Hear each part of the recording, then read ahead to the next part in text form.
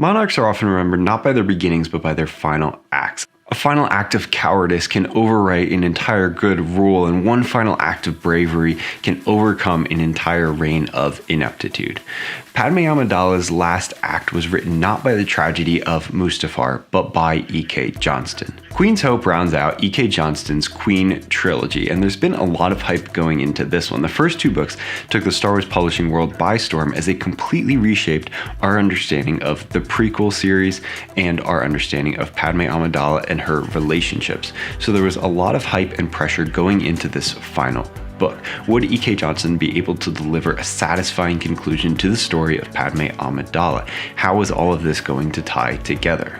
And while it's not as neatly packaged as the previous books in the series, this book delivers a wonderfully satisfying conclusion to the trilogy with its focus on relationships, trust, and the various characters in the story.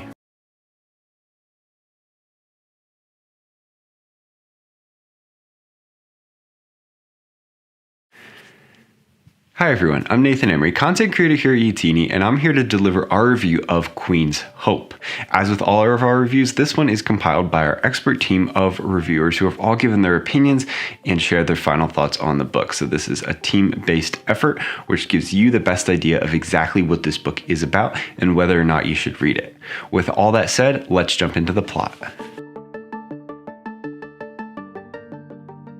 When the setting of Queen's Hope was first announced, the Star Wars publishing community was a-Twitter with excitement. Not only was this book set to be the wrap-up to a canon trilogy that doesn't include the name Thrawn, but it also was set to take place during one of the most monumental events in the galaxy, the Clone Wars. Johnston's reverence for the Clone Wars is evident throughout the pages of this book. Though not every character directly interacts with the battlefield, the weight of the conflict affects each of them.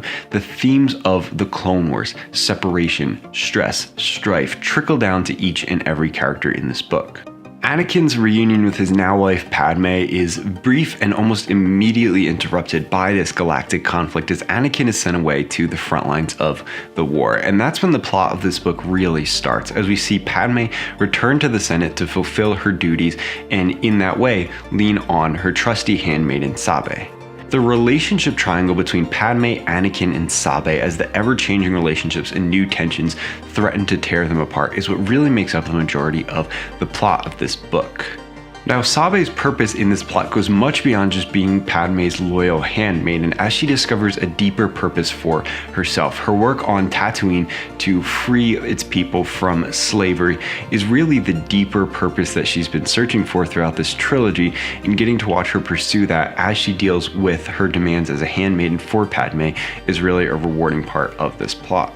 And so the plot is kind of this series of character threads that are all individual but then interwoven throughout the plot. It's these little moments of tension or of closeness, the way all of these relationships are changing in the midst of this galactic conflict, the way they all come together and each of these characters becomes their own person that really makes up the plot. So it's not necessarily the thrilling story beats you might see in Queen's Peril, for example. It's a much slower, more deep, introspective plot. So that's why we give the plot of this book a 7.1 out of 10. Now let's jump into the characters. Character work is undoubtedly one of E.K. Johnston's greatest strengths, and that has been evident throughout this trilogy. The way Johnston gives each of the handmaidens their own character, the way Padme's character is explored in so much more depth than before, it's really a masterpiece, and Johnston continues that character work in this book. While some readers might still have difficulty keeping the handmaidens apart, the character development in this book is one of the most rewarding aspects. But actually, the handmaidens kind of take a back seat in this book to characters that Johnston hasn't really touched a ton before, but brings whole new layers to. And those are characters like Chancellor Palpatine and Anakin Skywalker. With Chancellor Palpatine, we see this maliciousness just below the surface that's palpable in every scene he appears in. And with Anakin, we see that tender, loving side that he shows with Padme, but also the strength, the determination he shows to rewrite the galaxy to protect her. And all of this character relationship building is taken one step further by all of the secrets in this book, whether it's Padme keeping secrets from her handmaidens about her marriage to Anakin, or Palpatine keeping secrets about his plan, the secrets that intrigue and figuring out those things in the context of these changing relationships is one of the most tension-building and intriguing parts of this book. The way each of these characters responds to questions of love, devotion, and purpose is what really makes this a beautiful, consequential novel. And though Johnston clearly wraps up the stories of these characters in the way that she's wanted to since the beginning, we'll miss seeing a lot of these characters on the page, at least for some time. And all of that is why we give the characters of this book a 9.1 out of 10. Now let's jump into the originality.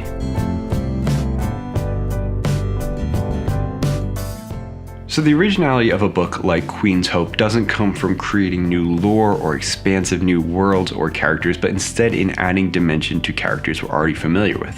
A testament to the originality of these books as a whole is the fact that Sabe, a character who had just a few short moments on screen, has become one of the most beloved characters from this era. And some of the greatest originality of Queen's Hope comes from the expansion on characters and places we've never really explored in this detail before. For example, the Trade Federation. Johnston is able to show a new side of the Trade Federation that we've quite literally never seen before, and that's exactly where the originality comes from. It's in adding dimension to these things that we're familiar with without taking away or diminishing the previous story beats that we already know. Although originality isn't just about more deeply exploring things that we're already familiar with, as Johnston gives a lot of spotlight to Sabe's mission on Tatooine. And while those scenes can get a little bit repetitive towards the end, the creation of Sabe's own mission, her purpose, the thing she's fighting for, the thing she's fighting against, which is slavery on Tatooine, is definitely a beautiful story point and a really important part of this novel. So this combination of familiar characters and plot points with showing whole new aspects of them is why we give the originality of this book a 7.8 out of 10. Now let's jump into the writing. One of the great gifts that E.K. Johnston has in her writing is the ability to really feel each of these characters. The characters we read on the page feel real because that's how E.K. Johnston writes them. We feel each of their joys, we feel each of their pains, each of their sorrows, and that deep personal connection with the characters harkens us back to Daniel Jose Older's Midnight Horizon, and the results are just as profound. The fact remains that E.K. Johnston is fantastic at creating her own unique style of prose. It's clear, it's concise, yet it conveys deep emotion. It's kind of unwitting in its humor. It's unexpected because of how clear, how crisp the prose itself is. And that writing really lends itself to showing the emotions of these characters, to detailing the way they feel. It doesn't take away from the story because it's so good at being precise, at being exact, and getting us into the characters' heads. And without spoiling too much of their effectiveness, we have to address the spellbinding interludes that show up periodically throughout this book. With a traditional storytelling method, Johnston shows the impact of Padme's legacy on the wider galaxy, and the results are absolutely stunning. And all of that is why we give the writing of this book an 8.9 out of 10. Now let's jump into the entertainment. So aside from her clear, concise writing style and her beautiful ability to give characters so many different dimensions, one thing Johnston is also fantastic at is making you turn page after page, finishing a book in a single sitting. And while Queen's Hope doesn't necessarily have the cinematic story elements or the action flares that Shadow and Peril did, it's still one of those books that makes you want to sit down and just turn page after page. In our review of Queen's Peril, we said that the book basically mandates you to sit down and watch The Phantom Menace again directly afterward, and that's how we felt with this book and the entirety of the Clone Wars. As you read through this book, you start to feel like Johnston is writing a deep arc of the Clone Wars TV show rather than adding on to one of the films.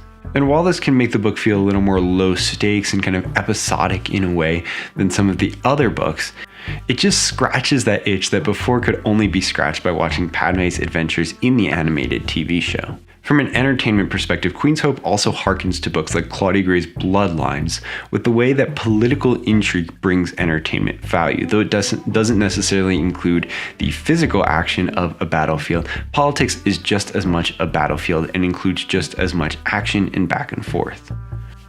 That's why we give the entertainment of this book an 8.6 out of 10. So to conclude, only 2 characters in canon have received their own trilogies, Thrawn and Padme Amidala. And with that Padme trilogy, E.K. Johnston has cemented the character as a mainstay of the Star Wars galaxy, an important figure beyond what we see on screen. And Johnston herself has become a mainstay of Star Wars publishing, and we can't wait to see what she writes next. So our overall score for Queen's Hope is 8.3 out of 10. The Queen trilogy has been something truly special for the Star Wars publishing universe and for us as Star Wars fans. Over the past few years, we've gotten to witness this girl who loves harder and fights for the galaxy harder than most, who gives a voice to those who don't already have one, who always fights for the common good. She's an example to others in the galaxy and in the real world about fighting for those who don't have a voice, speaking up for them, and making the world and the galaxy a better place. And while Queen's Hope may bring an end to this trilogy, it's not the end for these characters in the canon universe. Greg Pak's Darth Vader already explores some of these characters and some of these themes, and Mike Chen is teasing a lot of connections with the upcoming novel Brotherhood.